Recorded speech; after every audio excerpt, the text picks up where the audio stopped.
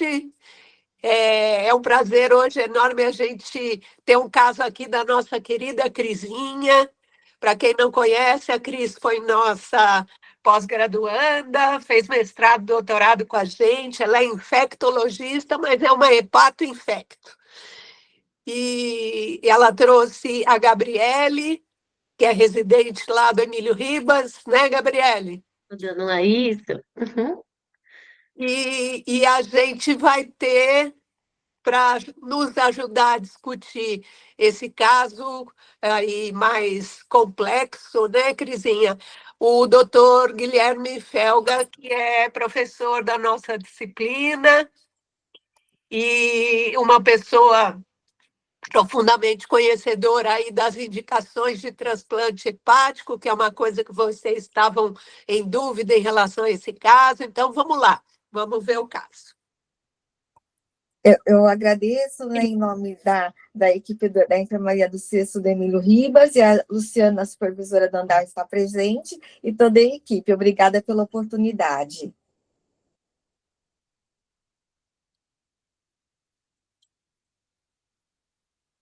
Bom, gente, posso começar? Sim. Pode, tá. O caso clínico, paciente TP, mulher cis, 24 anos, natural e procedente de Guarulhos, São Paulo, tá? É casada, 4 anos e tem uma filha de 3 anos. Pode passar. Bom, a história clínica dela ela é uma paciente que em 2021, durante o pré-natal, ela teve diagnóstico de HIV, onde foi iniciado o TARV, fez tenofovir, lamivudina e dolutegravir, interrompeu o uso após o uso intermitente em 2025 por conta de cefaleia. Ainda em 2025, o marido foi internado por conta de um diagnóstico de tuberculose e histoplasmose, e foi onde ela retornou o TARV, né? Isso foi em julho de 2025 agora. Após um dia do retorno do TARV, ela começou com sintomas de náuseas, vômitos e diarreias, em torno de 3 a 5 evacuações diárias sem produtos patológicos, tá?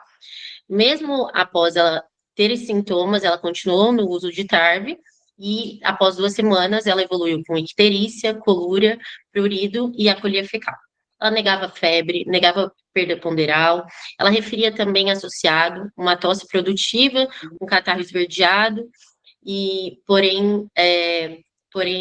e a gente ficou na cabeça também pensando porque o esposo dela tinha diagnóstico de tuberculose e histoplasmose. Pode passar. Bom, de antecedentes patológicos, ela é uma paciente que tem um quadro depressivo, com tentativa de suicídio em 2016. Fizemos uma pesquisa, ela tem traço falciforme.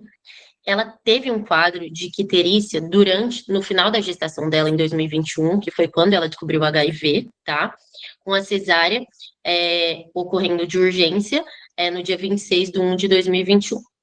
Ela relatou depois, durante esse período, um ano depois, que ela teve uma internação do dia 25 de janeiro, por volta de 15 dias, por conta de uma HDA, tá? Não varicosa, com necessidade de transfusão de 3 concentrados de hemácia.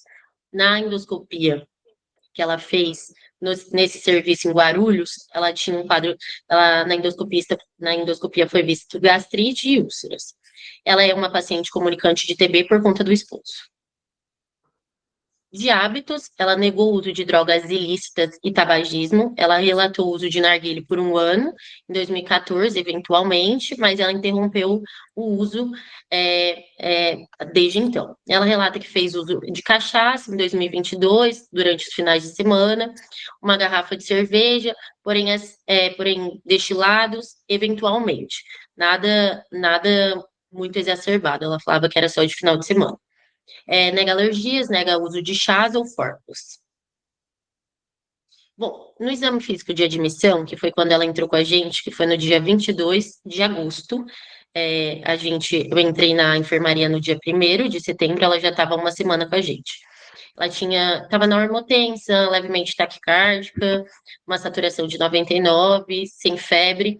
Ela é uma paciente obesa, que inicialmente ela entrou com peso de 108 quilos, estava hidratada, corada, já estava quitérica, mas sem demais alterações. Tinha um pouco de edema em membros inferiores, uma cruz em 4.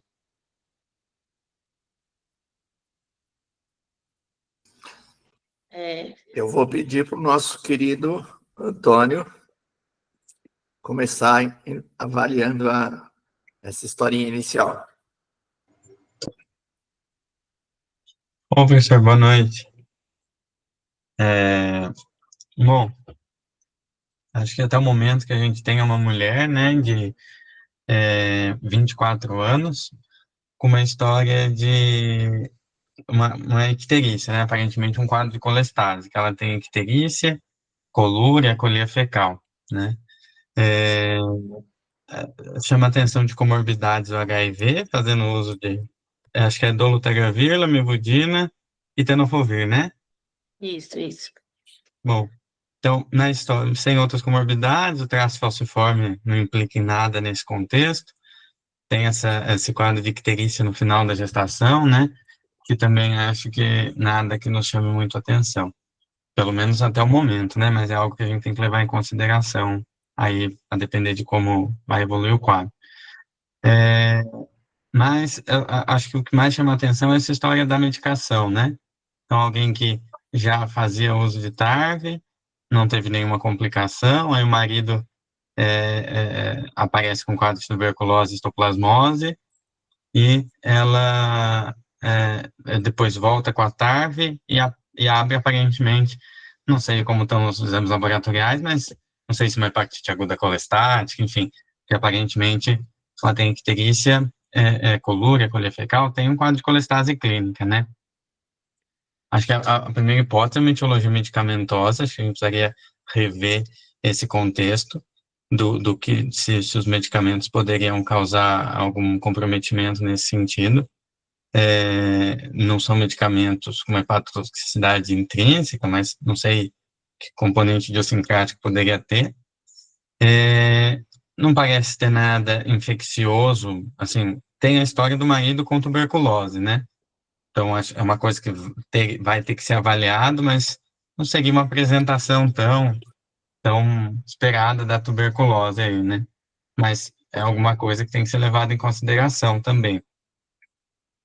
E, bom, acho que são essas as principais hipóteses. Óbvio, vamos ter que avaliar todas as demais sorologias virais, uma paciente jovem, ainda não, né, tem toda a questão da autoimunidade, mas não parece. No momento, a principal hipótese é talvez DILI/infeccioso, né, para esse quadro agudo dela. Temos que ver como que está o padrão laboratorial, o padrão de função e lesão hepática, e acho que até o momento seria isso que eu pensaria. Você colocaria primeiro em quadro medicamentoso? Medicamentoso, depois infeccioso, e depois descartar outras causas, né? Lógico, uma mulher jovem, poderia ser um quadro autoimune também, poderia, mas acho que não é a hipótese principal aí, né? Embora possa ter relação com tem o quadro do HIV. Aparentemente, ela usa irregularmente. Irregularmente, né? A gente não sabe quanto está a carga viral, quanto está CD4 dela, né? Ela só voltou a usar porque o marido teve TB, né? Isso. A carga viral dela, eu ia falar um pouquinho mais para frente, mas se puder já adiantando, depois Não, que ela... deixa assim. Deixa, tá. Mas, ô Antônio, só para te dar uma dica nisso aí, é uma paciente que não teve doença definidora de HIV, né? Foi um diagnóstico num puerpério, pelo que eu entendi, né? Mais ou menos na época da gravidez. Então, provavelmente, ela deve ter CD4 pelo menos bem elevado. Então, isso já dá uma pista para a gente de que ela não é uma imunodeficiente clássica, entendeu? Foi um diagnóstico fortuito, né? Exato. E uma pergunta para você, já que você começou a falar, você não acha que isso pode ser uma icterícia obstrutiva de causa benigna, não? Não, acho que tem que, claro, com certeza, tem que descartar também, né? A gente vai precisar do exame de imagem para avaliar se tem dilatação de via biliar, com certeza, acho que é um passo, né? Assim, tem tantos outros fatores na história que eu não colocaria como uma primeira hipótese, mas com certeza precisa ser descartado também. Colocaria talvez como uma terceira hipótese, depois de medicamento, infecção, terceira hipótese. Perfeito.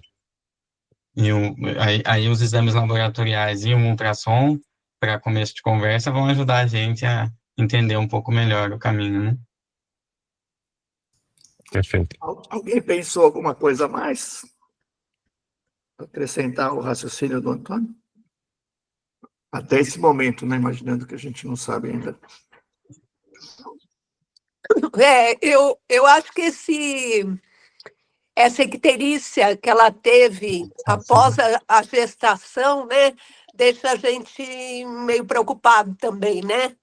Porque ela poderia ou ter uma manifestação de um quadro autoimune, que no puerpério muitas vezes acontece, né, de você ter ali a manifestação, ou um quadro de uma icterícia colestática genética, né, relacionada à gestação. Então, acho que seriam outras hipóteses mais distantes do que as suas, claro, mas a gente poderia pensar também, né?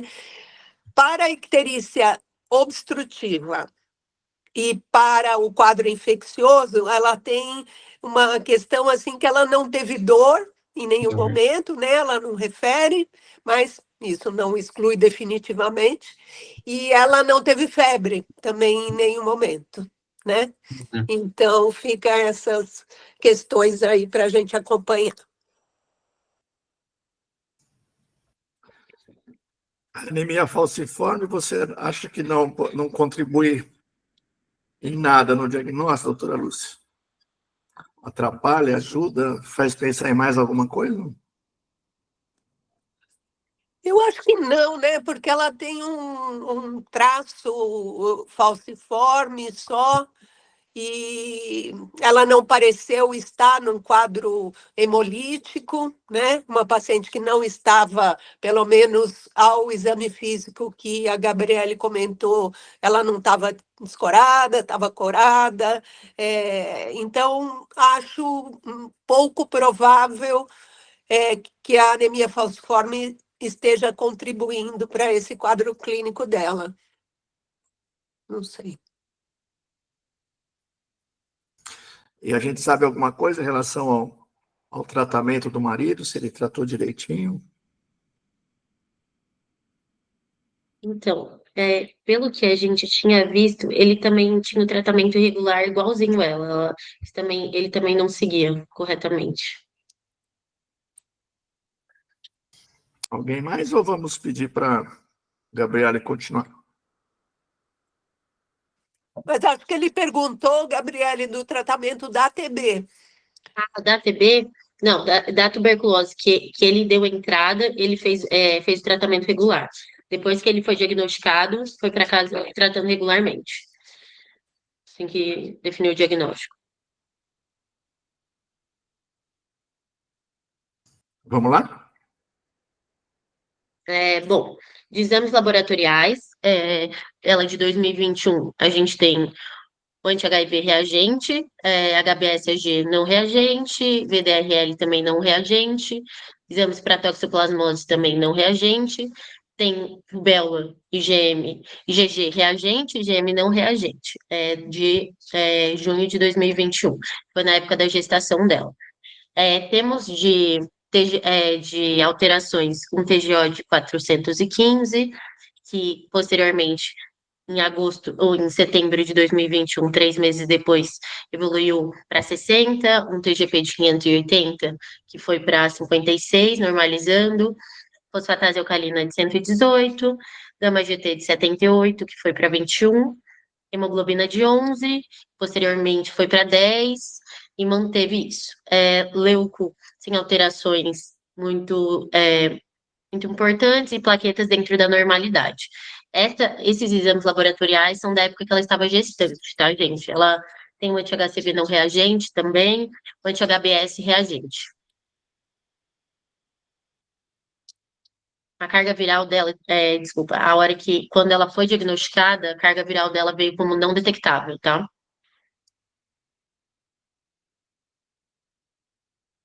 Acho que pode passar. Aí, falando de 2022. Em Não, eu ia 2022... perguntar para o Antônio se ele... Pode voltar ao slide. tá, pode. Uhum. E aí, Antônio, o que aconteceu lá em no Bom, pós-parto. então, né? É, Não, é só rapidinho. Essa aqui é quando ela estava gestante. Ela teve foi a cesárea, foi em 2022. é no terceiro trimestre esse? Não. Foi. Só passa um pouquinho rapidinho que a cesárea foi, só deixa eu confirmar a data. Foi em janeiro, tá? Pode voltar. Janeiro. Tá. Já, foi janeiro de 22. Então Isso, foi quando ela descobriu a gestação. então então isso daqui não foi tão no final, né? Foi mais ou menos Uhum. 6 meses antes do parto, né? Então, Isso, foi quando ela foi no descobriu. começo da gestação, então, né? Quando que Isso. ela entrou com a TARV na gestação? Foi assim que ela foi diagnosticada, em 2021. Foi Antes? no. Ela, ela iniciou a TARV logo que ela foi diagnosticada nesse período de junho. Ah, tá. Ah, Ela estava no primeiro trimestre da gravidez, Primeiro no trimestre. finalzinho. Tava no primeiro trimestre. e aí iniciou a TARV e daí colheu esses exames. Isso, exatamente. Ah, é logo depois da TARV esse, então. Sim. É, chama atenção que ao longo da gestação cai posteriormente, né, essas transaminases, mas não normaliza, né? É, não parece um quadro da gente pensar em, por exemplo, uma colestase gestacional, que é mais no final da gestação, até porque ela não tem colestase, né? Parece que ela teve uma hepatite aguda, né? Logo depois da TARV, talvez a etiologia medicamentosa de fato chama atenção, né? No HIV estava carga viral indetectável, então acho que é ainda uma hipótese, é o contexto medicamentoso. E, embora tenha normalizado, mesmo ela usando, continuando com a TARV, né? Porque em setembro ela estava com TARV ainda. Tava. Sim. Tá? E não teve nenhuma clínica lá atrás em junho de 21, né? É. Mas ela a clínica que ela apareceu foi em 2025, que ela teve cefaleia refratária ao uso da TARV. Foi assintomática essa elevação de transaminase. Foi. Isso. Bom, acho que até o momento não parece ser uma doença hepática própria da gravidez, né? Para a gente pensar em doenças hepáticas da gestação, isso parece ter sido algo medicamentoso, barra infeccioso, não sei também como estava a ultrassom, pode ser até, sei lá, um cálculo que migrou também, né? Mas parece mais medicamentoso pela história da evolução, né? O que chama atenção é que ela manteve, mesmo com a TARV, ela teve uma redução, mas não normalizou também, né? Então, até o momento eu pensaria isso. Também, eu não sei se ela já ela é obesa, né? Então, não sei se esse 56, 59 pode ser até o basal dela, né? Basal, né? Ela iniciou a TARV dia 4 de agosto de 2021. Então, esses exames de 415 e 580 eram 2 meses antes de iniciar a terapia. Antes da TARV, então. Bom, Sim. então já é uma outra coisa, então, né? Já muda um pouco a avaliação, se é antes da TARV. Então uma hepatite a esclarecer. Aí a gente entra naquele contexto, né, de definição. Não parece ser nada mais medicamentoso, aparentemente ela não estava bebendo, é, de etiologias infecciosas, não tem nada que nos chame a atenção muito claro também para pensar nisso. E pela temporalidade, de fato, também não parece ser algo da gestação, como eu disse, né? Eu pensaria ainda em alguma questão medicamentosa barra infecciosa, né? Nesse exame aqui de 2021 não tinha hepatite A, não tinha? Não, não tinha.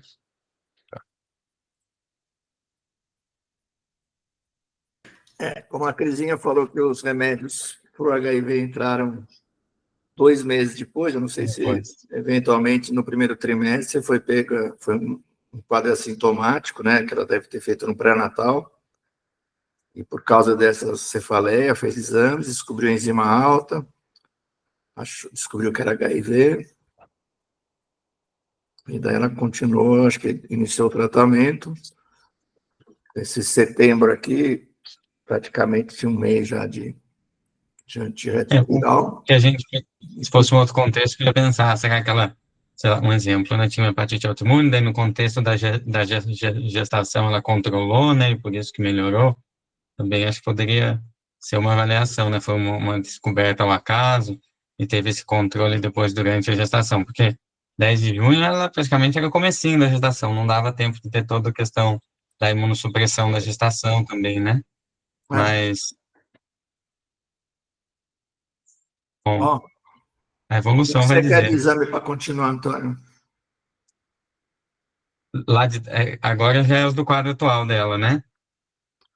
Não, ela vai mostrar a sequência aqui depois. Você É. acrescentaria, ver se eles fizeram tudo, ou você só quer ver como evoluiu naquela época? Não, acho que nesse caso, assim, a gente já teria que partir. Acho que como o professor falou bem, o hepatite A para avaliar, sorologias a gente já tem vírus B, a gente não tem vírus C ali, né? Tem, ela falou que tem Tem. C, já fez o Ah, hepatite C negativo. em dezembro depois, né? Tá. Aquele mesmo contexto, se fosse um quadro agudo, a gente precisaria do HCV-RNA, mas acho que a gente precisaria de autoanticorpos para avaliar todo o contexto dela. E um exame de imagem inicial, né? Pelo menos um ultrassom. Você dosaria uma IgG, além dos autoanticorpos? Sim. E a hemorragia digestiva foi péptica, né? Não foi Serose. varicosa, né? Uhum. Vamos lá, Gabriele? A gente tem os exames laboratoriais de 2022, foram bem perto de quando ocorreu a cesárea dela, que ela evoluiu com transaminases muito mais alteradas. TGO chegou a 1.244, dia Pode 25 do passar, 1. Eunice. Tem que passar o próximo. Acho que foi. Não passou? Esse. Não. Não, acho que tá, de 2022. Aí, 22. Ah, tá. que foi logo pré-cesárea dela, que ela Estou evoluiu com acompanhando no computador e eu que não Ah, passei. Tá bom. o TGO. Ela evoluiu com TGO de 1.244, no dia 25. No dia 26, ela fez a cesárea e posteriormente teve redução de transaminase. TGP de 565, bilirrubina total de 12, isso é pré-cesárea. Fosfatase alcalina de 274, gama GT de 19, RN de 1,34, globina de 10, plaqueta de 339 mil, função renal dentro da normalidade. Ela fez a cesárea no dia 26 do 1, um dia depois desses exames, e evoluiu posteriormente no dia 28 do 1, com queda das transaminases. TGO de 530, TGP de 265, bilirrubina total foi para 9,6, as custas de direta de 7,3, fosfatase alcalina de 163, RNI ainda um pouco alargado de 1,57, hemoglobina de 9,2, hematócrito de 29, e a função renal começou a alterar com pós-cesárea, uma creatinina de 1,59 e uma ureia de 62. Dia 31, ela evoluiu com TGO de 324, um TGP de 216, uma bilirrubina total de 8,4, as custas de direta de 6,7, o RNU de 1,16, foi tendo queda de hemoglobina progressiva, com 9 de hemoglobina.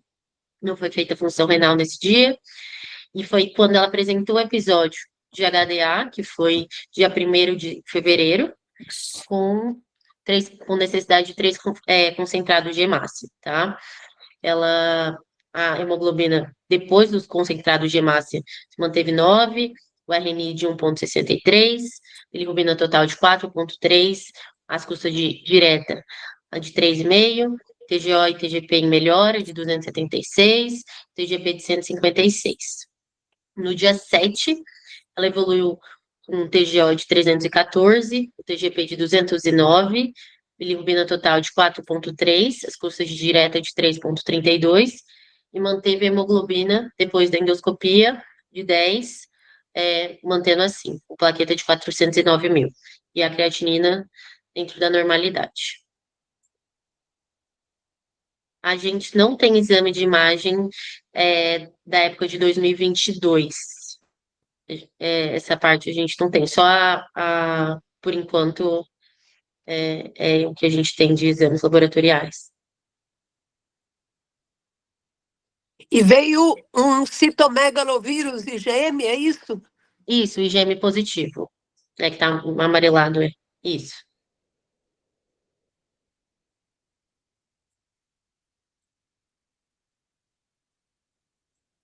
Seu microfone está fechado, Du.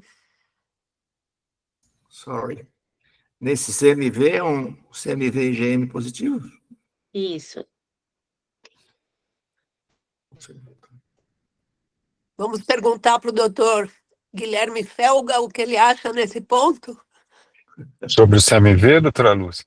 Não, sobre tudo, sobre a evolução dela, o que você acha?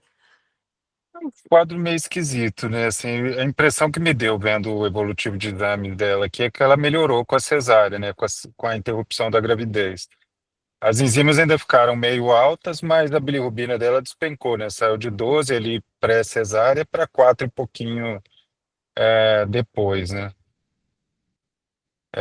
Do ponto de vista de função hepática dela, eu nem valorizaria muito esse NR dela que tendeu a largar um pouco, porque, principalmente no contexto da gravidez, esse tipo de coisa às vezes acontece, né? O INR é muito falível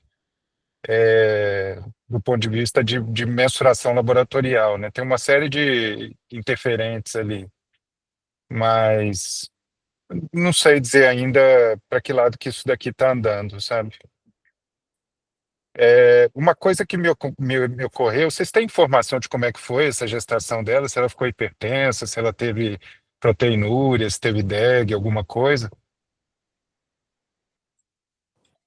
Ela falou que o bebê nasceu de 38 semanas e não teve nenhuma complicação, a não ser essa do final da gestação. Exatamente. Então dá a impressão que ela flutuou, né? Lá no Isso. começo ela teve transaminase alta, daí isso se acomodou, e aí chegou agora no fim, ela teve um outro flare, né? Isso. Então, pode ser, como o Antônio levantou aí, eventualmente um quadro autoimune, né? Mas Agora, essa infecção por citomegalovírus eventualmente também está implicada, né, no quadro. É um quadro difícil mesmo. infecção por germe não hepatotrópico, por vírus não hepatotrópico, usualmente a gente tem a hepatite no contexto de um quadro sistêmico presente, né? É raro a gente ver isoladamente a hepatite sem o quadro sistêmico, né? Isso que eu acho que esse CMV talvez esteja meio de espectador inocente aí.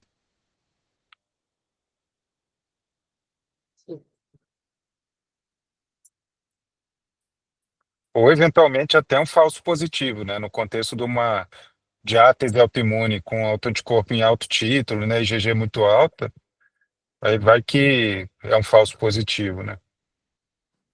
É, teria que ter uma carga viral, né, um PCR para a gente Isso. ter mais noção, né?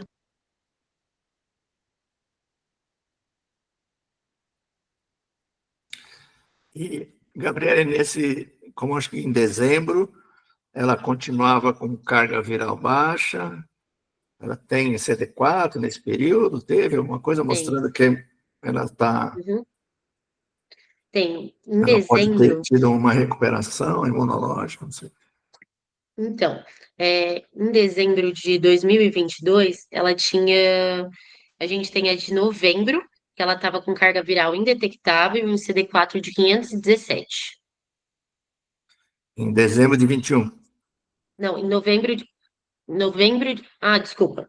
Isso, em dezembro de 21, carga viral indetectável e CD4 de 466.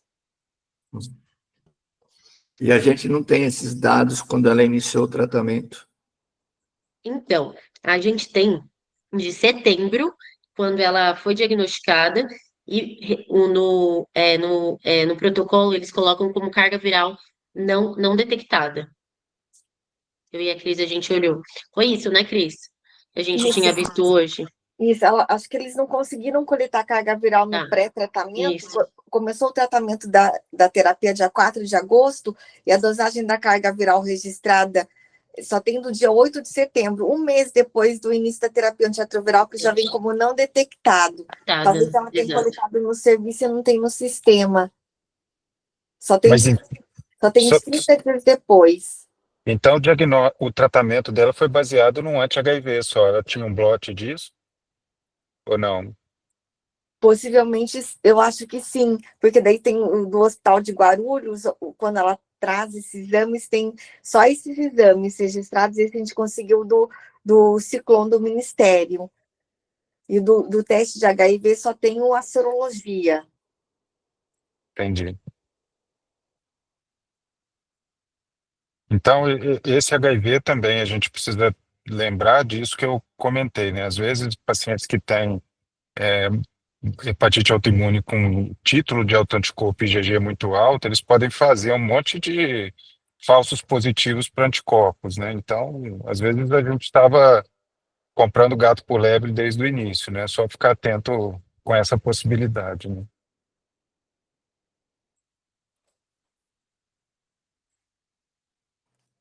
Ela repetiu em outras ocasiões esse HIV e teve em algum momento uma carga viral detectável, porque ela tem um marido, né, soropositivo, mas isso foi repetido, Gabriela, em algum momento?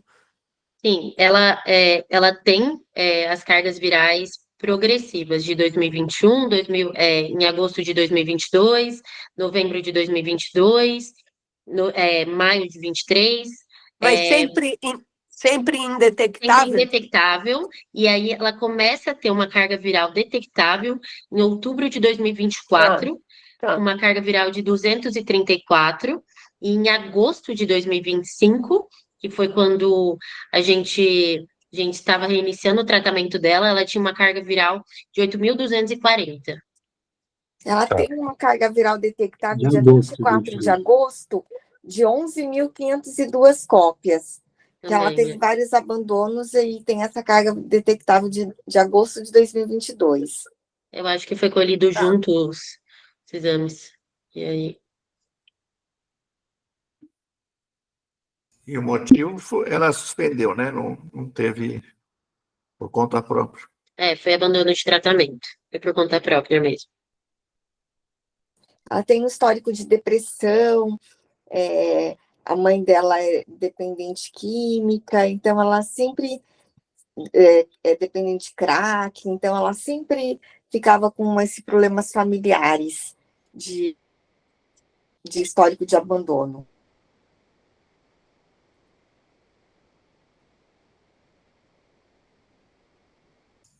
E esse quadro inicial que você contou agora, do motivo da internação, foi um quadro de diarreia, vômito.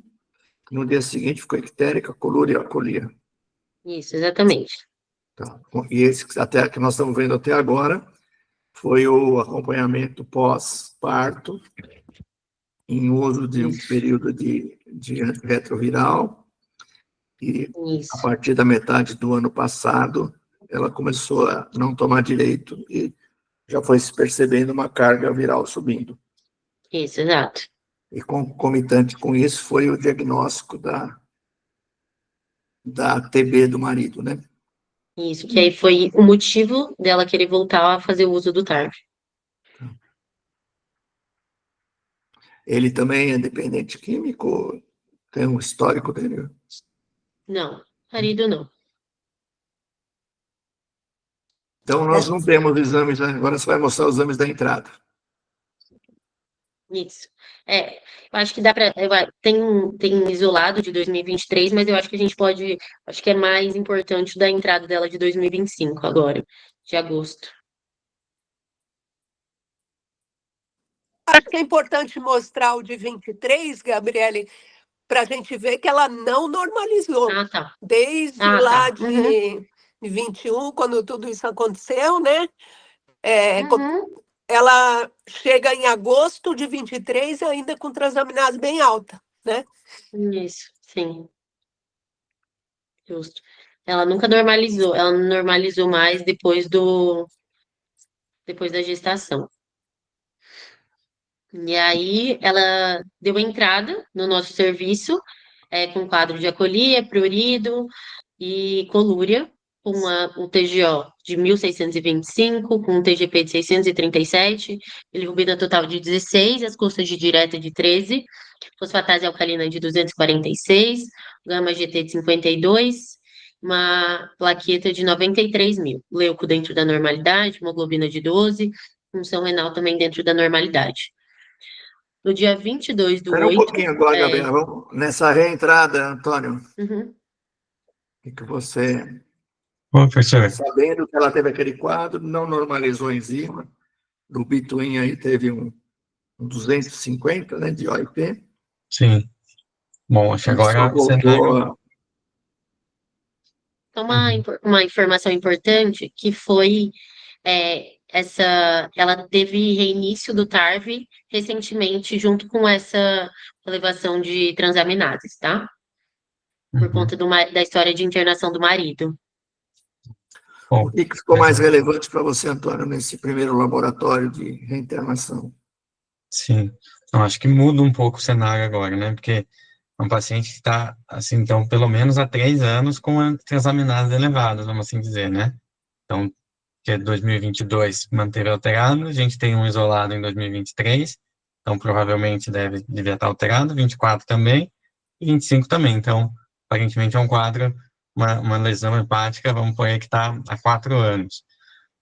Então, acho que aí muda um pouco a forma como a gente pensar. Acho que todo aquele contexto de infeccioso, drogas, muda um pouco, talvez não, aparentemente não é esse o contexto principal, e parece que, de fato, é uma paciente que tem uma hepatite persistente, e com talvez períodos de maior agudização, né? Então, embora possa ter essa concomitância com o uso da medicação, a Enotarv, ela faz com que períodos de episódios de agudização, mas mesmo independente de tal não com remédio, porque ela cai e ela mantém transaminase alta, então acho que não é um fator determinante.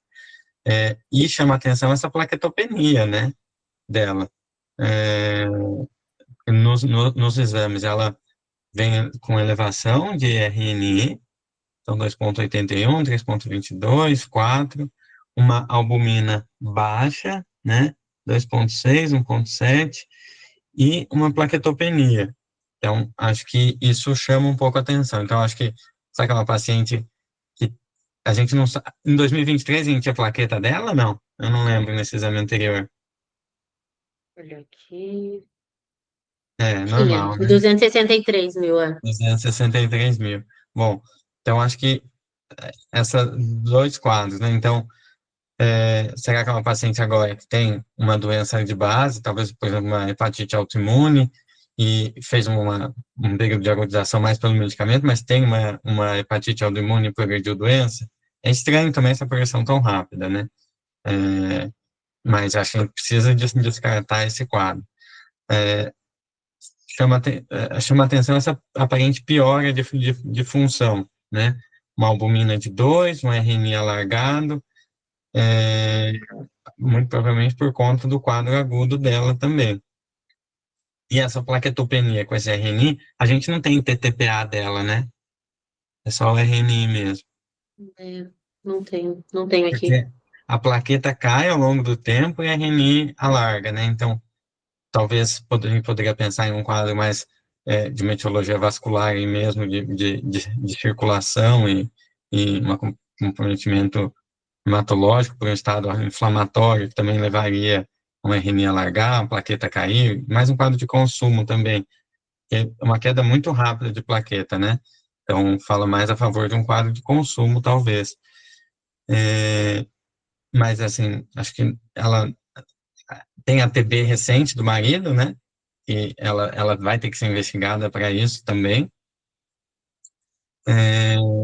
Ela tem um R, o R de 1,96, o TTPA de 66,5 da admissão.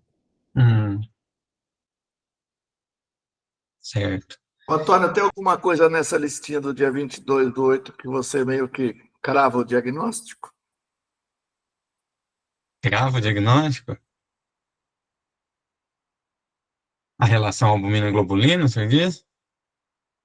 Sim, É bastante globulina alta a muito globulina, alta, né? né? Para a gente pensar que isso possa ser uma reexacerbação de uma doença autoimune, Hepatite autoimune, sim, eu acho que a gente precisa desses autoanticorpos dela, né? exacerbando com perda de função, né? Porque eu já Perde tenho há 4 albumina, anos com isso, né? globulina muito alta, Um flare, né? perícia. Eu não sei nem se calcular um MELDzinho aqui, se dá alguma coisa, se bem que não tem creatina nesse dia, mas deve ser 0,8. Uhum. Já não dá um.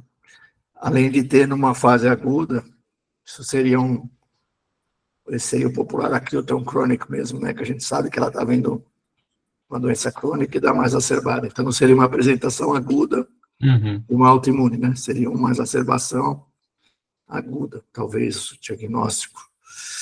Uhum. E se a gente for acompanhando nos dias, o RNI foi aumentando até que chegar em 4,11. A albumina foi caindo, a creatinina manteve e a plaqueta foi caindo, né? Com pouca alteração, quase nenhuma na bile, e a transaminase foi caindo. Uhum. Guilherme, é hora de chamar você, não? Para Acho você que sim, avaliar? né? Com INR de 3 não dá, né? Gente, o Hospital Emílio Ribas acionou o transplante do Einstein, pediu para avaliar um quadro agudo grave.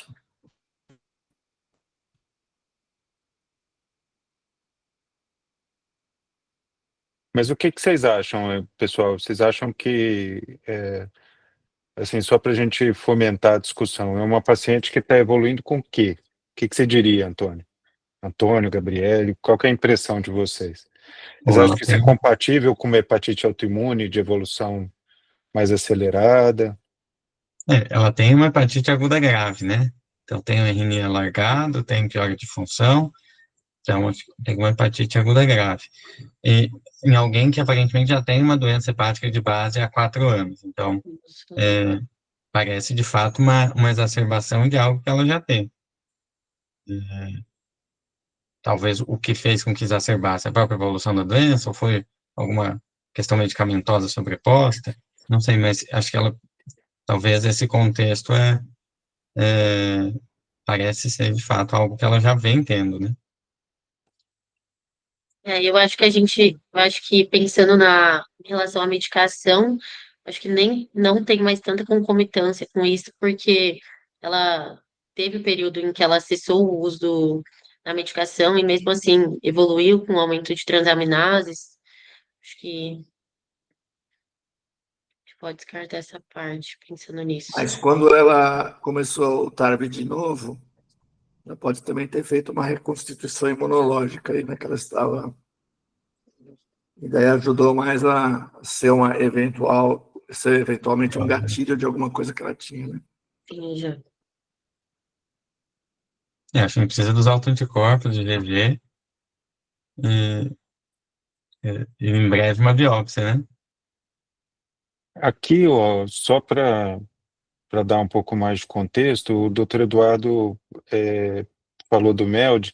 Aqui com os exames do dia 22, se a gente imaginar uma creatinina de 1 e um sódio normal, ela teria um MELD sódio de 29.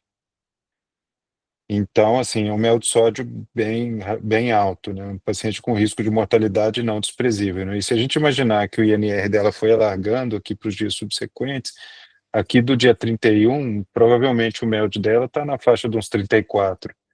Então, assim, piorou bastante, né? Ô, Antônio, fala um pouco sobre essa biópsia aí, só para... Por que você biopsiaria essa paciente? Não, ainda não, né? Eu primeiro virei uma IgG e autoanticorpos. Eu acho que o quadro clínico atual dela, se vem, por exemplo, uma IgG elevada, com essa história toda, tem autoanticorpos, né, que seja um positivo. Então, acho que talvez, e dada a gravidade, eu interpretaria como uma hepatite autoimune e talvez pensaria em começar um tratamento. Agora, até pela gravidade clínica, né? Mas e É, se vem autoanticorpos negativos? nesse caso agora, também, assim, vai depender, eu não sei, dentro desse contexto, ela está bem clinicamente, né? O estado dela é bom ou não? O estado geral dela? De entrada, tava ok, tava bom. A Ela gente tava não com. tem exame de imagem até agora dela, né? Só para a gente dar uma olhada como que é esse fígado. Se já é um fígado crônico, já tem essa plaqueta é por esplenomegalia, não é? Então, acho que a gente precisa, mas tendo essa elevação de transaminases do jeito que tem, se eu descartar, por exemplo, se vem um IgG não tão alto, anticorpos negativos, imagem normal. Lógico que eu vou ter que pensar em outras etiologias, mas eu acho que mais para frente uma biópsia vai ser indicado, né? Ô, Guilherme, você no telefone, sabendo que ela não tem uma adesão legal no tratamento do HIV, você aceitaria? Existe essa conotação para transplantar paciente com HIV? Doutor Ou Eduardo, ah, especificamente no contexto do transplante de fígado, o que a gente gosta para HIV positivo é carga viral acima, é indetectável, CD4 acima de 200 e TAV estável por pelo menos 6 meses, né? Isso é o ideal. A gente nem sempre está no cenário ideal, principalmente para pacientes crônicos descompensados e para as formas agudas graves, né?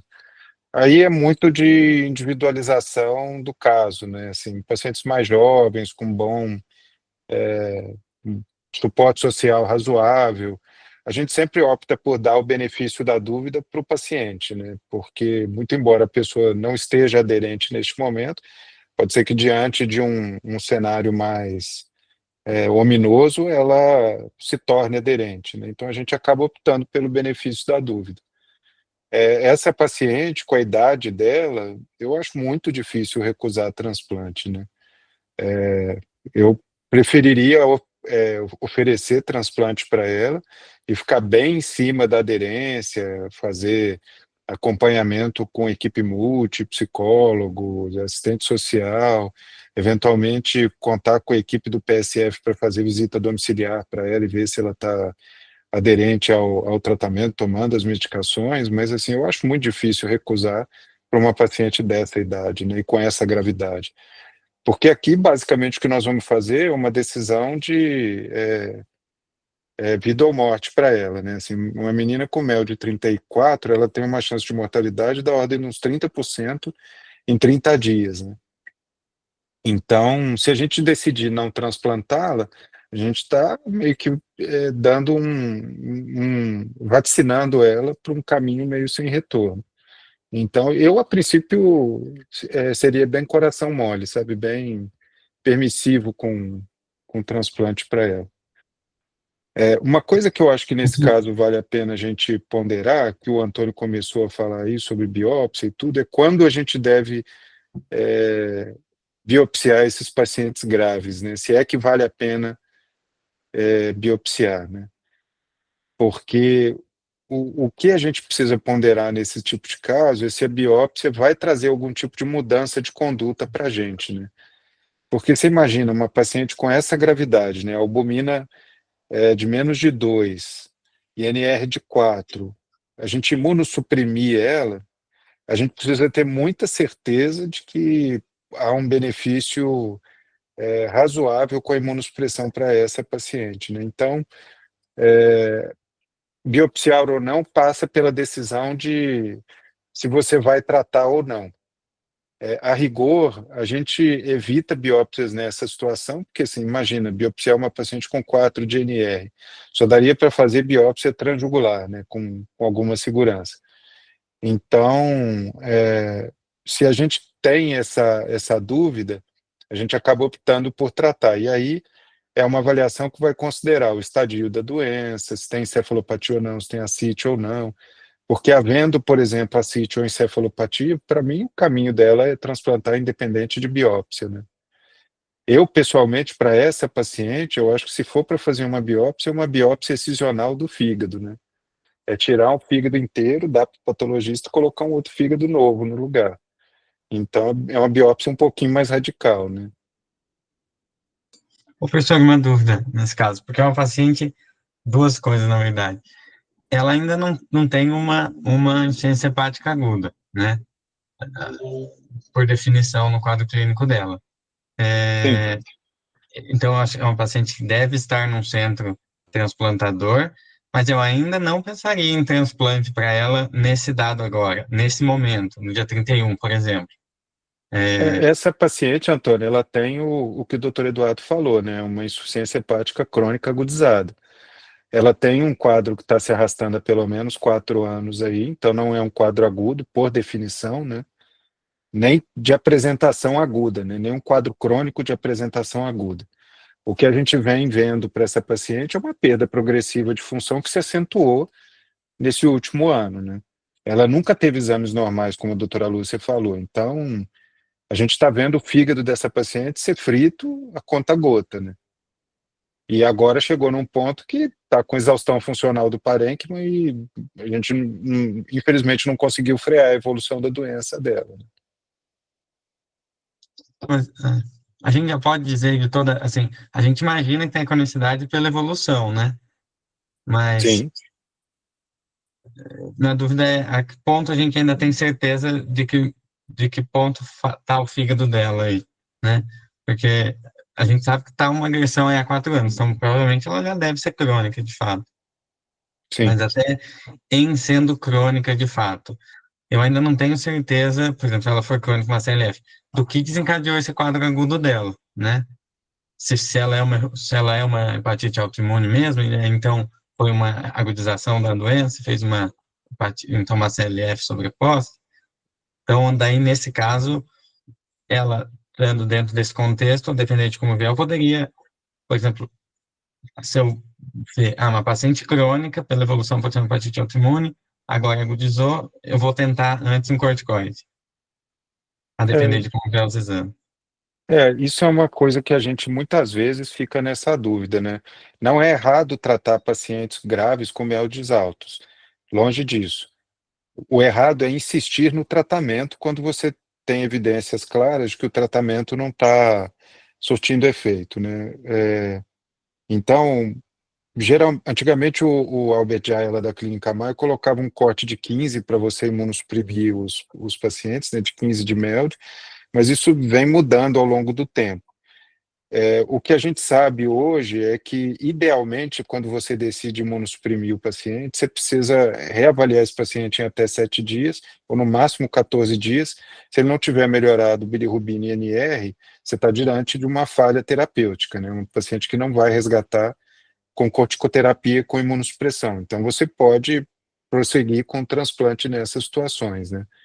Doutora Lúcia, o senhor e o doutor Eduardo podem intervir aí se eu estiver falando bobagem, viu? Então, eu concordo totalmente. O próximo passo, sem biópsia, seria corticoterapia e observar a resposta para a gente ver. Agora, o Exato. critério de diagnóstico, Antônio, de insuficiência hepática aguda é qualquer quadro de hepatite aguda com uma protrombina menor que 50%. Então, isso ele tem, né? Desde o começo. Eu Agora, digo eu pela acho que estaria na empatia, hora né? de fazer um corticoidezinho, porque das agudas, dessas coisas crônicas que agudizam, como o Wilson e a hepatite autoimune, a hepatite autoimune é que a gente tem chance de deixar essa menina livre de um transplante, né? O Wilson, nessa fase, praticamente não tem a resposta. Apesar de a gente ter visto aí que agora eles começaram a fazer plasmaferese, alguns pacientes têm saído, né? Então, eu só também não penso em Wilson para ela, porque a fosfatase alcalina dela está alta. Mas eu faria corticoide, sim, com essas considerações do Guilherme, né, de observar a resposta para ver se é uma não respondedora, para a gente não perder o timing de transplantar. Né? É isso, chefa? É isso, concordo.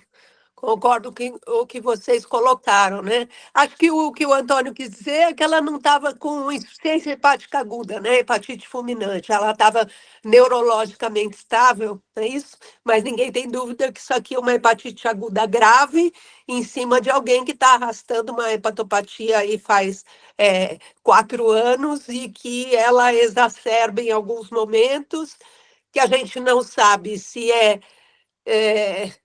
simplesmente flare da própria doença, hepatite autoimune faz isso, se está relacionado com a TARV, que ela inicia em alguns momentos e piora as enzimas, se está relacionado com um certo grau de reconstituição imune, como o Edu falou, né, na hora que ela começa a tratar, mas o fato é que ela tem alguma coisa crônica que está se arrastando aí há 4 anos, com episódios de piora e que agora está levando ela para um quadro absolutamente grave, com indicação de transplante, e que a gente pode fazer uma intervenção, uma tentativa de intervenção com imunossupressão e ver o que acontece.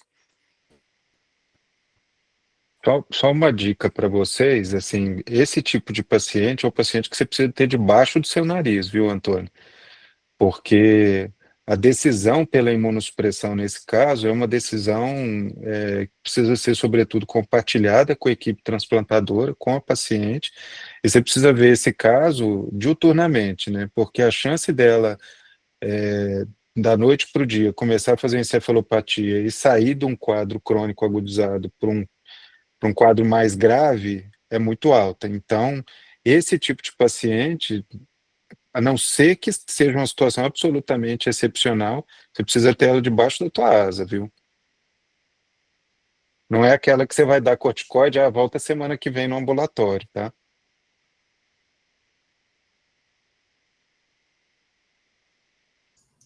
Vamos ver o que aconteceu, Gabriele. No dia que você entrou lá, você salvou ela. Não, quem dera. No dia 2/9, desde então, desde a entrada dela, por conta desses exames de entrada, a gente estava suspenso o TARV dela, tá?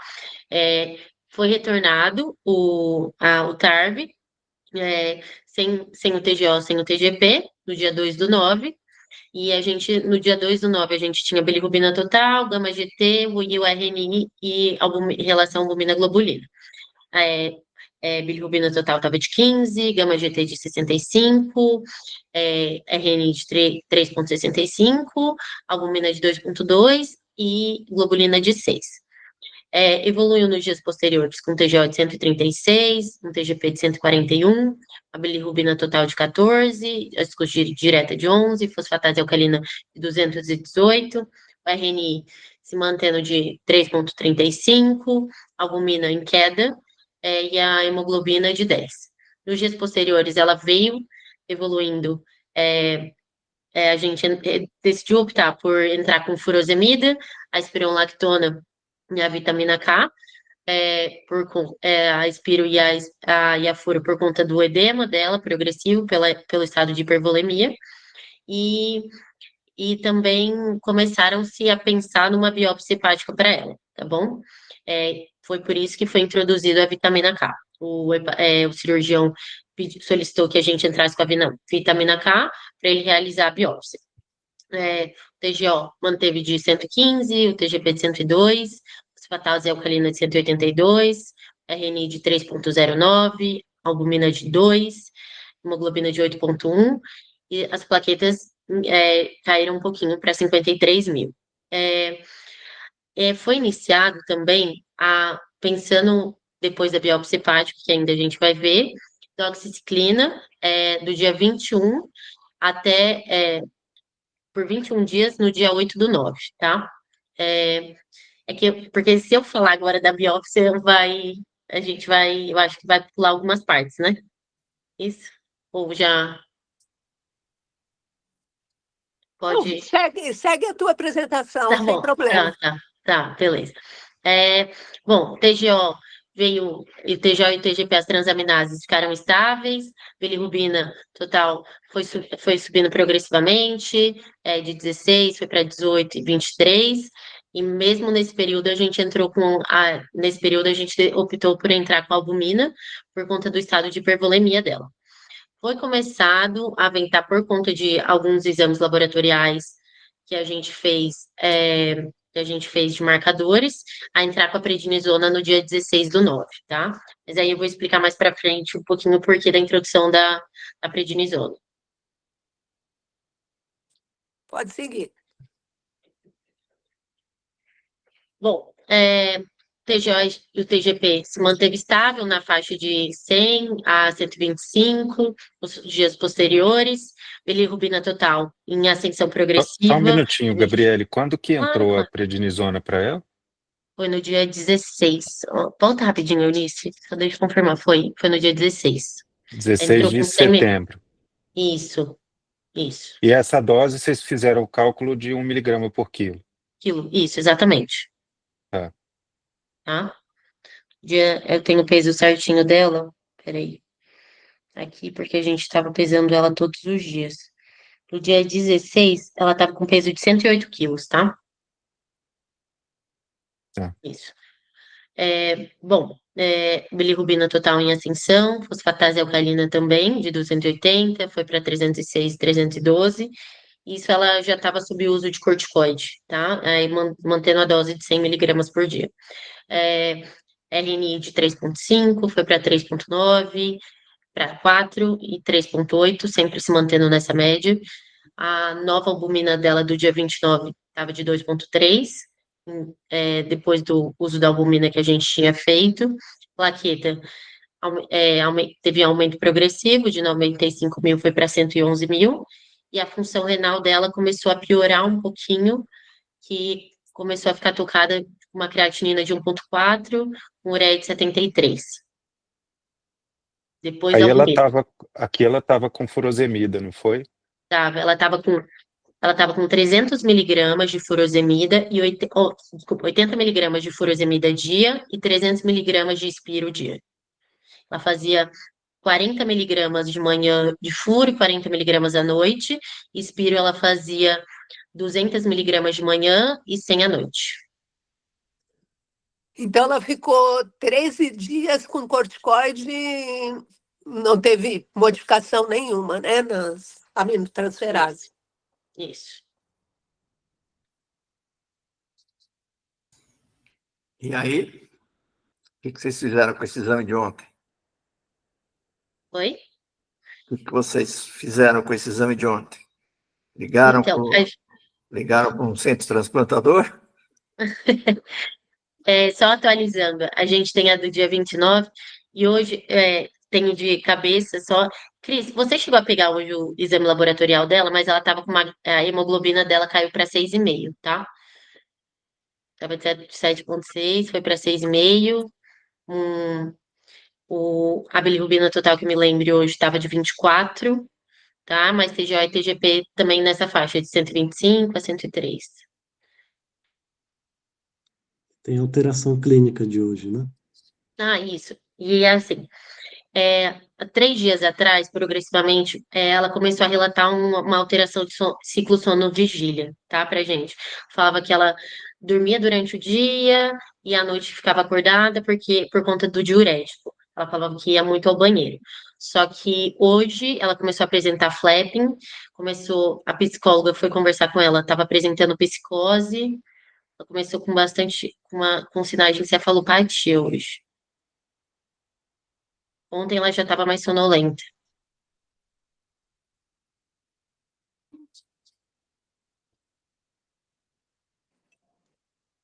E aí, o que vocês acham? O que você acha, doutor Antônio? Eu acho que passou da hora. Eu acho que tinha que estar numa lista. Ela ganha prioridade, Guilherme? Ou por ser uma crônica agudizada? Ou Isso o daí, mel dela doutor também deve Antônio. estar super alto? E assim,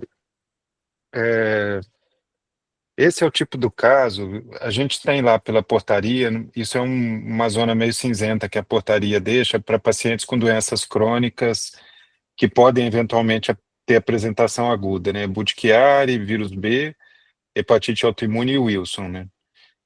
E aí depende muito de como a gente tem a apresentação do caso e como que a gente descreve isso lá para a Câmara Técnica do Transplante. Essa paciente em particular, a meu ver, para mim é um quadro bem crônico mesmo, que evoluiu com cirrotização. Eu não trataria ela como uma aguda, uma insuficiência hepática aguda propriamente dita, apesar de ser uma doença que pode ter essa apresentação. Mas, assim, vendo como que o caso evoluiu, eu não faria a priorização dela. E isso tem um impacto muito grande, porque quando a gente prioriza um paciente por insuficiência hepática aguda, ela de fato é priorizada, então ela vai para o topo da fila, né? Ela não concorre com ninguém que não seja outras priorizações que tenham entrado antes dela, então ela ignora o MELD. Então isso é uma coisa que a gente precisa ter muita certeza, assim, do benefício do transplante para ela. Eu até acho que o benefício há, mas assim, ter certeza da indicação como insuficiência hepática aguda, né? E, de certa maneira, um caso como esse, se a gente prioriza ele, a gente está dando um benefício para um crônico, né? E da mesma forma como essa, a gente tem N outros pacientes que estão em situação parecida, que são crônicos também, por doenças de outra natureza, também gravemente descompensados, com mortalidade alta, e a gente puxa essa doente, dá um benefício adicional para ela com a priorização. Então, um caso como esse, eu simplesmente listaria ela como uma crônica mesmo.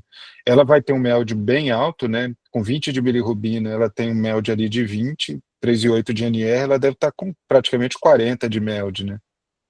Então, é uma paciente que vai ter oferta de órgão com tranquilidade, com abundância nos próximos dias, né? Aí os limitantes para ela vão ser basicamente limitantes anatômicos, né? Por ser mulher e pequena, né?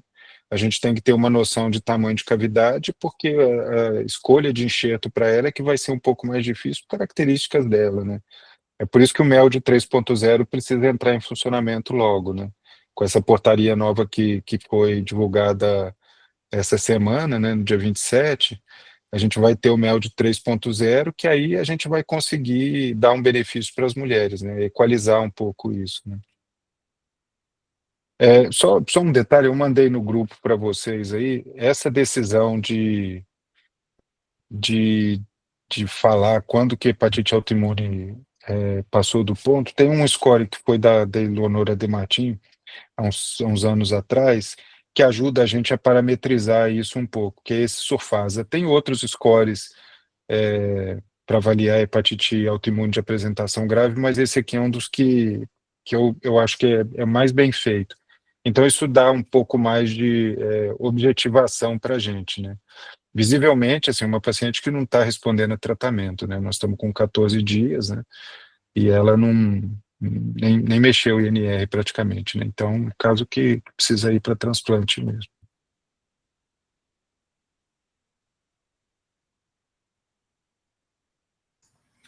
E vocês fizeram o quê, Gabriel? Mas ela fez uma Contactar? biópsia, não fez? Que a Gabriele falou Isso. que ela fez uma Aham. biópsia, né? Fez uma biópsia. O que deu Ela nessa fez. biópsia? Inclusive, com a CRNI, né, baixo, com a Foi plaqueta biópsia baixa, percutânea fez normal biópsia. Foi. Nossa, e repôs plasma? Como é que foi? Eles fizeram concentrado de. Ah, eu não sei se chegou a repor plasma, mas eles solicitaram. Solicitaram de reserva. Não tenho certeza. Gabriele, você colocou uma observação nesse slide aí, ó. Isso, Aí, tá. eu Foi vou sim. terminar Isso, cá. aham. Foi feito. Cirurgião corajoso, É. viu? e o que deu nessa biópsia também? Agora, já que Muito. foi feita, Já foi feita a biópsia. Tá um pouquinho mais para frente. Então vamos ver, Mas só- Daniele. Vamos agilizar aí o restante. Tá. Bom, a gente quer passar para a biópsia? Pode passar. Está lá mais para frente. Mais para frente. Pode pular, pode pular. Tá lá no final. Acho que é depois daí. Aí, isso.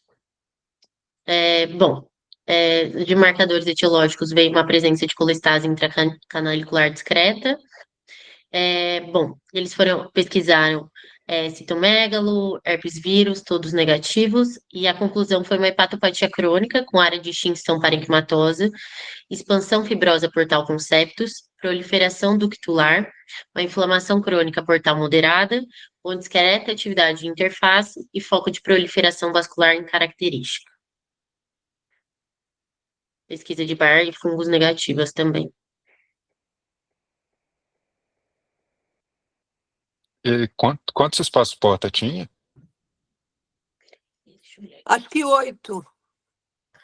Não era Era, 8? era 0,6 Oito. por 0,2 por 0,2 a biópsia. Peraí. Mas é uma amostra bem fragmentada, doutora Lúcia, olha lá. É, bem fragmentada. Sim. A fragmentação em geral nos prejudica mais o estadiamento, né? Sim.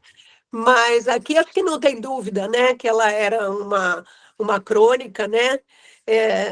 Conseguiram lá dar como um estadiamento 3, mas acho que realmente ela era uma crônica e com um quadro agudo importante, né? Extinção parenquimatosa. Então, essa extinção parenquimatosa é porque teve colapso de reticulina e necrose hepatocelular. E colestática, porque a gente já sabia que seria colestática, né? Estava com bilirrubina de 24, tudo às custas de direta, com atividade de interface, e não nessa biópsia aqui não nos dão elementos celulares para dizer que é autoimune, né? Não tem menção a infiltrado plasmocitário.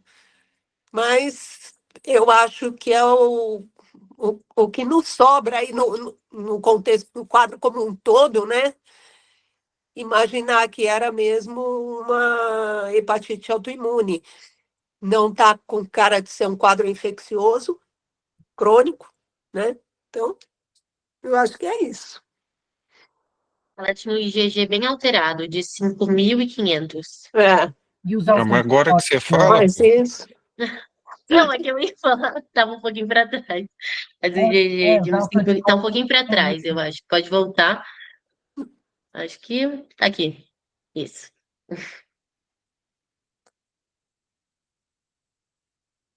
Bela IgG mesmo, hein?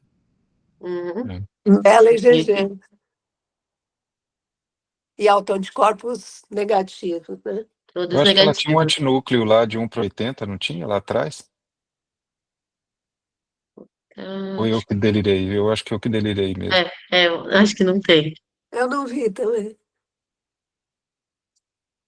E o aspecto, você passou meio rápido as imagens, tinha uma ultrassom de abdômen, uma toma de abdômen, ver a morfologia do fígado.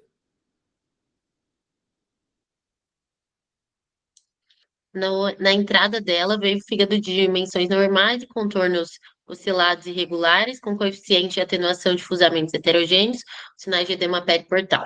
Aumento de calibre das veias porta, esplênica e mesentérica superior.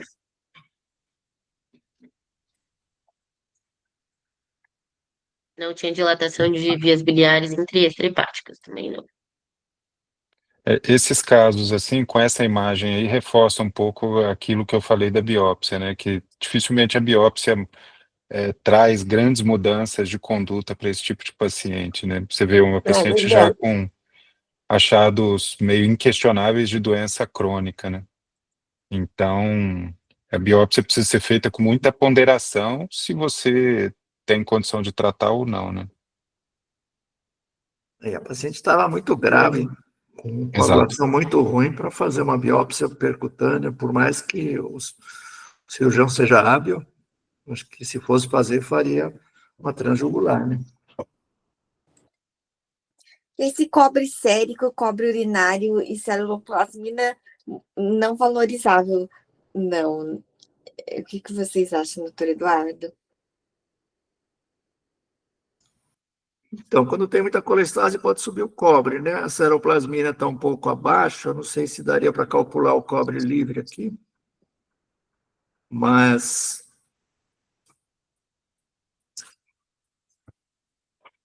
Vamos ver, dá para pegar aqui. Mas essa celuloplasmina aí também, no contexto desse NR de 4 É, ali, Pode ser é. por conta da hipoproteinemia. Insuficiência hepática não dá para valorizar a exato. ceruloplasmina e a destruição celular também com o cobre urinário um pouquinho elevado, né? Acho que não dá Exato. para valorizar não, Cris. Ah, tá, obrigada. E como é que evoluiu aí, Gabriel? Você fala como ela está de estado geral hoje? É, Então, nos últimos 2 dias ela começou a alterar o ciclo sono-vigília. Hoje ela já estava com clapping, estava apresentando psicose, estava mais letárgica, edema de membros inferiores, 3 cruzes de 4. Ela está e- listada? Oi? Ela Não, não está listada. Não. Ela tem uma consulta no HC na quinta-feira, 2h30 da tarde, para avaliação. Mas é a só única coisa como que a gente tem de informação. eu acho, Gabriele, que se eles não puderem responder um parecer de urgência para vocês, vocês precisam colocar Uhum. essa doente no CROSS e regular ela lá para o HC ou para outro serviço, né? Então, É, ela tá faz um mês na lista do CROSS, e aí eles colocam como se a paciente, ela tá na enfermaria com a gente lá no EMI. Eles colocam como se eles não tivessem vaga no HC para UTI, e aí já fecharam o CROSS, né, Lu, até hoje? Oi, gente, boa noite. Eu sou a médica supervisora da enfermaria. Diariamente a gente atualizou o CROSS, inclusive com as pioras laboratoriais, a biópsia. O cirurgião que fez a biópsia, ele falou que ele nunca tinha visto isso, porque ele viu categoricamente um fígado crônico, mas ele viu incríveis aderências. Do fígado ali. E aí ele cogitou essa síndrome de Fitzroy-Curtis, que é relacionada à clamídia, gonorreia, a gente pesquisou, não achou nada, provavelmente não tinha nada a ver mesmo. E aí a gente, por outros meios, como a nossa referência mais próxima ali é o Hospital das Clínicas, a gente começou contatos individualizados com residentes, com assistentes, e a gente conseguiu essa consulta. Porém, o CROSS de ontem foi foi fechado dizendo que ela seria avaliada na urgência. Porém, hoje ninguém apareceu lá. Então, a gente estava esperando alguém aparecer lá, ela iria ser avaliada pessoalmente. Ontem a gente já tinha colocado que ela tinha alterado o ciclo sono-vigília, né, Gabi? Então, Sim. a gente está nessa, vai ter que reinseri-la no CROSS e no contato telefônico, porque essa piora é bem significativa. Eu acho que vale a pena ligar lá para os assistentes lá do transplante e falar diretamente com eles, viu? É. Ou no HC, ou colocar ela no CROSS, pede vaga de UTI para ela, coloca como fulminante, que aí rapidinho aparece, viu? Agora eu acho que ela fecharia, de hoje para a partir de hoje, sim, para Que hoje ela piorou fulminante. bastante. Ela piorou bastante. E nossa questão foi que realmente a gente foi atualizando ela diariamente e não teve nenhuma resposta. A gente manteve no CROSS porque a gente sabia que qualquer centro outro transplantador poderia talvez assumir o caso, se interessar, entrar em contato, enfim. Caso dramático, né? Sim. É muito triste. Nossa. É só uma dúvida minha mesmo. Para ela, vocês estão pensando em alguma etiologia específica? Esse IgG fala mais a favor de autoimune ou pensaria até numa IgG4, por exemplo?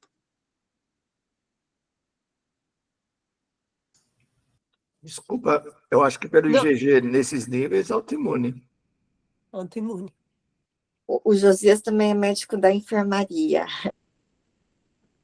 Josias, a doença da IgG4 não tem esse tipo de evolução.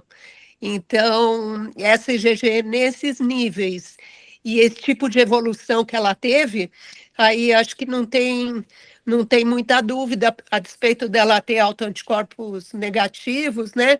A gente acaba ficando mesmo com essa hipótese. Obrigado.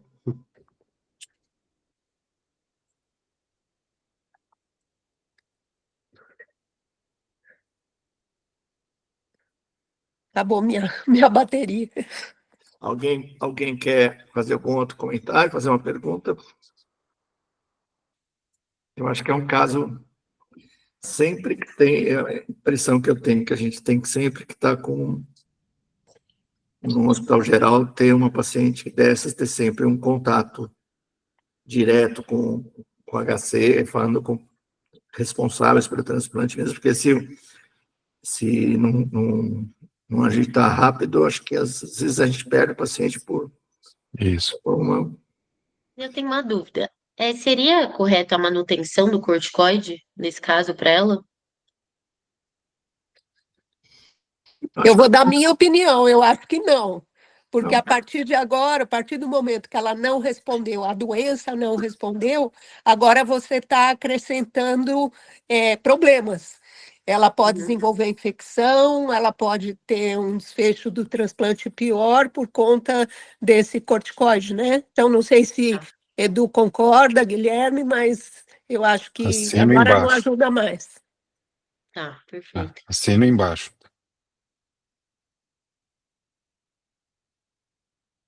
Porque o raciocínio, Gabriele, é assim, se tirar o corticóide, o que vai acontecer? Vai piorar, né? Uhum. A gente imagina, né? Então, se piorar, o que você vai fazer? Você vai transplantar. Então, não muda muito o corticóide, entendeu? Sim, só deixa ela. E o corticoide só vai deixar ela mais suscetível a Sob qualquer risco. tipo de infecção. Exato. Exato. Muito bom o caso. Parabéns, viu? Vocês estão segurando o touro à unha aí, mas agora eu acho que é hora de passar o touro para frente. Que hoje A foi. gente tinha muita dúvida em relação ao momento de listar. Eu acho que o que vocês acrescentaram para nós é realmente essa diferença dela ser uma crônica, né? Uma paciente com já cirrose estabelecida, que faz uma agudização, provavelmente aí pela autoimune, que era o que a gente pensava, né, já. Por isso que a gente tentou o corticoide para ver se ela tinha alguma resposta. Mas a gente vai correr com isso agora, de tentar agilizar essa transferência dela de centro. Ô, Luciana, só um detalhe assim, prático de quem faz isso bastante. Muitas vezes esses doentes graves que a gente tem dúvida se vão responder ou não, a gente opta por incluir em fila e suspender ele. Então você coloca esse paciente na fila, mas deixa ele inativo para fins do transplante. Isso significa que ele vai estar na lista, ele vai contar tempo, mas ele não vai receber oferta de órgão. Porque o primeiro critério de desempate que nós temos para transplante hoje em dia é tempo de fila. Então, quando você pega um paciente com mel de, sei lá, vamos botar aí 35. Se você tiver um paciente que tem um dia a mais de lista que o seu paciente, ele vai Ele sair entra na na frente, prioridade. entendeu? Se Nossa, você tiver dois entendi. pacientes com mel de 35 no mesmo, empatados, vai o que está mais tempo na fila. Então, sempre que a gente tem esses casos, é razoável você incluir o paciente em fila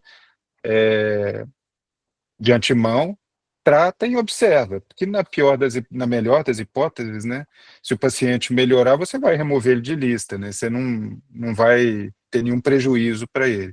E caso ele não melhore, você já está contando tempo para o primeiro critério de desempate, que basicamente é MELD e depois tempo de fila.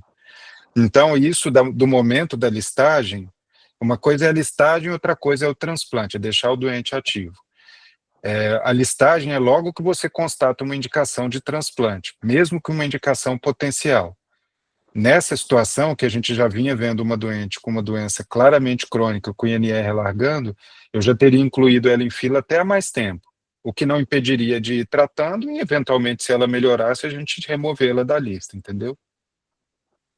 Tá certo, muito obrigada. A gente ficou Nada. exatamente nessa dúvida, porque na verdade a gente não tem esse caminho da listagem, né? Não Isso. está no nosso serviço. Isso. E nessa hora o CROSS não nos ajudou, né? A paciente estar regulada no CROSS, acho que o pessoal estava enxergando era só se a gente queria transferir ela, a gente queria listar ela, não precisaria nem transferir de Sim, início, sabe? Acho que talvez precisasse melhorar alguma coisa nesse sentido para nós, né? exato. Eu acho também, eles não listaram porque falaram que ela estava com carga viral detectável. E a gente repetiu a carga viral depois do HIV. Eu acho que o HIV talvez também tenha atrapalhado, né, Cris? Foi o que eles Mas falaram é para mim quando eu fui lá no 51. transplante. Doutor, o médico responsável falou que não tinha como avaliar por conta da carga viral que estava detectável, e aí a gente repetiu, agora na próxima veio como indetectável, e aí eles conseguiram agendar a consulta. Mas depois vocês dão uma conversada com o Edson Abdala, Ah. porque o Edson não vai deixar esse paciente não ser transplantado, se for aí no HC, viu? O Edson e a Alice são os infectos que dão suporte Sim. lá para o grupo de transplante, né? Então, assim, eles convivem bastante com os meninos lá, conhecem o esquema, né? Então, Tá. eles não vão deixar essa paciente ficar aí, não. Eu entrei em A contato gente com nem uma... entrou em. A gente não entrou em contato com eles porque a gente estava tentando em Isso. contato direto com a equipe da Hepato, né? Eu Mas falei, acho que amanhã, em último caso, a gente tenta direto com eles.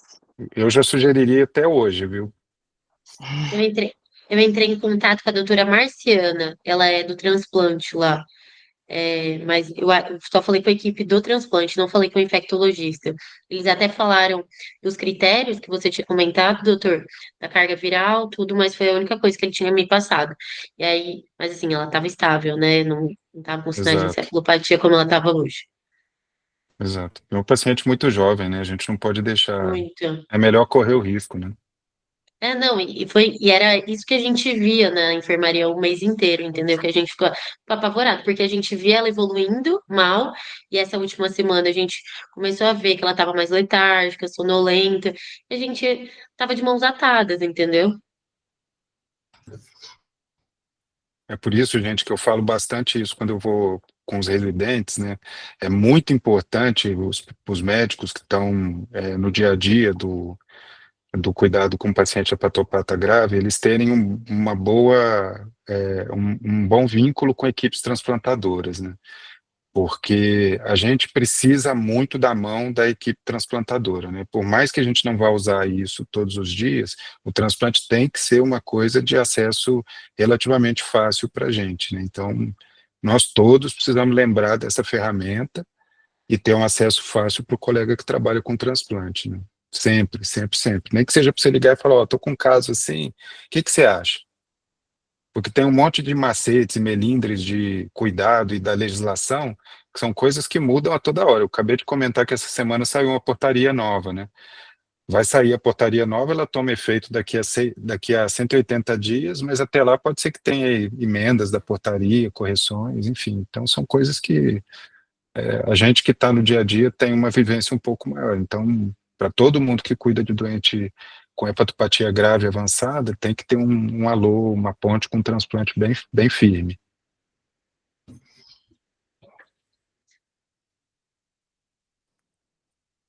Legal, gente. Foi muito, muito legal essa reunião, porque a gente viu Muito bom. como os infectologistas pensam, né, Cris? Verdade. É bem difícil esses pacientes, o manejo. E aí a gente fica... que lá no Emílio só pode listar a equipe da cirurgia e a UTI. A enfermaria não pode listar. Você sabe, Cris, que teve a entrevista, acho que a doutora Lúcia também estava, dos residentes de hepato, e vieram duas meninas do Emílio Ribas. Uma delas era a Nayane. E por que você quer fazer? Você já é infecto, por que você quer fazer hepato? Porque eu quero aprender a tratar os hepatobombas. Verdade, a Nayane contribui bastante lá, ajuda bastante os casos. Nós lembramos que ela e a outra, acho que a outra foi para Portugal fazer alguma coisa. Mas foram as duas candidatas naquele ano. E aí hoje a vaga de UTI não tinha também. Não tinha também? Não tinha vaga de UTI. Bom, gente, a gente queria agradecer a Gabriele, agradecer ao doutor Guilherme e pedir para a doutora Lúcia encerrar a reunião, né? Gente, foi uma reunião muito boa. Acho que aprendemos muito. Agradecer demais vocês terem trazido esse caso. Agradecer ao Guilherme, que nos acrescenta muitíssimo. E agora, gente, é uma corrida contra o tempo, né? Eu acho que vocês têm que realmente passar a mão no telefone, ir pessoalmente, para vocês aí tentarem salvar essa paciente, né? E a gente torce aqui para que dê tudo certo. Obrigada pela presença de todo mundo. Obrigada, doutora Obrigada. Lúcia, doutor Eduardo, Guilherme, Gabriele, pela oportunidade Obrigada, e contribuição. Vamos correr atrás agora. Vamos lá, Obrigada. gente. Legal. E obrigado, Tchau. Eunice, por Obrigada, ter Eunice. uma reunião tão eficiente como sempre, né, Eunice? Com certeza. Tchau, gente. Tchau. Obrigada, Obrigada, Tchau, gente. gente. Boa Boa noite. noite. Obrigado. Obrigada, Boa noite. gente. Tchau, tchau. Tchau.